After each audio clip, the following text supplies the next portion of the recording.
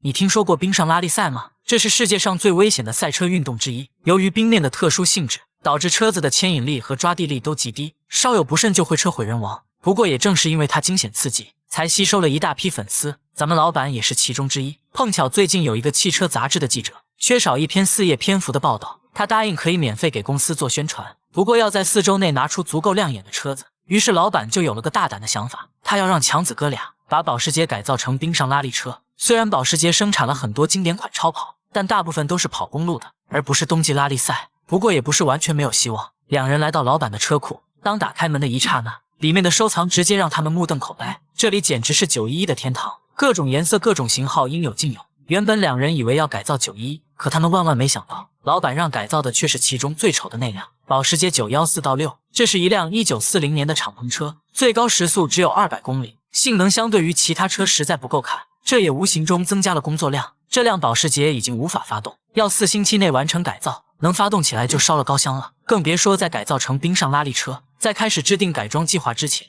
强子先借了一辆914，要试试它的操控手感。在赛道的尽头有一块能模拟冰面地铁板，当车子通过时能瞬间移动，营造出打滑的效果。虽然这辆车是中置引擎，平衡性还算说得过去，但在通过铁板时还是失控了。好在4周十分空旷，没有出现什么问题。在第2次尝试时，强子把铁板滑动的动力降低，希望这次能掌控住车子。果然不出我的所料，2次测试全部以失败告终。如果这种路面都应付不了，在冰面就更别说了，轻微的一个漂移就可能直接翻车。看来这次改装任重而道远，为了节省时间，两人直接把车子拉到了改装中心。这里是业内知名的911赛车改装厂，不过强子车上是一辆914，人家能不能帮忙还是未知数。这里有一仓库的保时捷911，是复古车爱好者的天堂。当你打开舱门的一刹那，无数的青蛙眼都会看着你，而强子则从里面选了一辆914-6，要改装成雪地拉力车。上级的911车厂答应帮两人改装，这就省了很大的力气，里面专业的设备足够造出优秀的拉力车了。搞定车厂之后，两人开始制定计划。首先就是安装防滚架，这样才能有效的保护车手。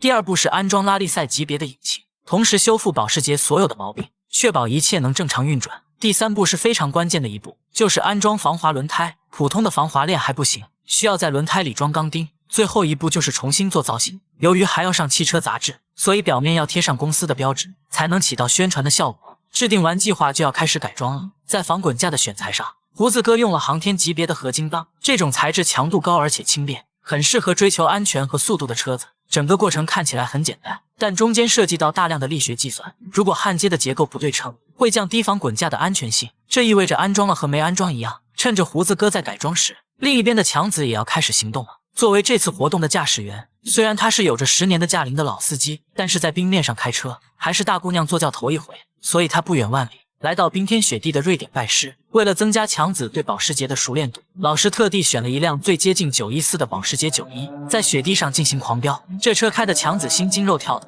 生怕一不小心就翻沟里了。一圈下来之后，老师给他讲了要领，让强子开车来跑一趟。作为一名职业赛车手，他习惯性的踩紧油门，然后以急刹制动的方式漂移。殊不知这种方法在这里是大忌。冰上漂移讲究的是在转弯前踩刹车，然后踩油门过弯，这样才有侧向抓地力。虽然整个过程并不顺利，但是强子也算是勉强完成。现在他已经掌握了冰面行驶的要领，接下来的特殊训练才是对身体巨大的考验。冬天进冰窟是什么感受？这个老外为了学会冰下自救技巧，必须跳进去挑战自己的极限。为了安全，他在身上绑了绳子，深吸一口气就跳了进去。这冰水冻得他快窒息了，但这还不够。随后他把头也沉了下去，这种感觉应该非常酸爽，一般人肯定受不了。时间到了之后，强子赶紧爬了出来，他感觉全身上下都不是自己的了，而且裤裆里尤其冷，赶紧脱下装备后就直奔桑拿房。现在强子的驾驶训练接近尾声，只要胡子哥的车到位，就可以让老板验收了。在改装厂里，胡子哥要开始安装引擎。眼前的这一排集装箱里面全是911的引擎，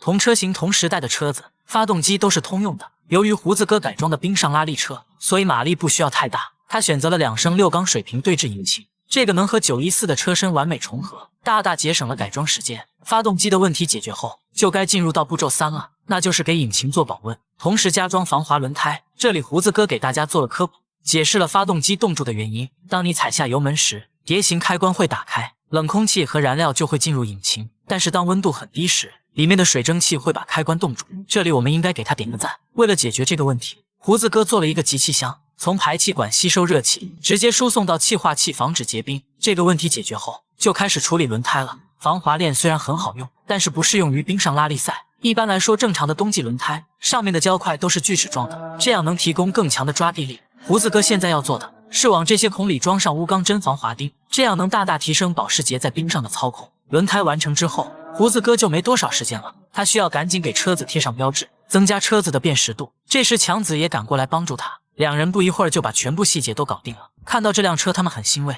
认为这么多天的努力没有白费。两人约上老板来这里验车。说实话，这辆车看起来真不太好看，颜色方面有点太旧了。一旁记者的想法和我是一样的，不过最终决定效果的还是车子在赛道上的表现。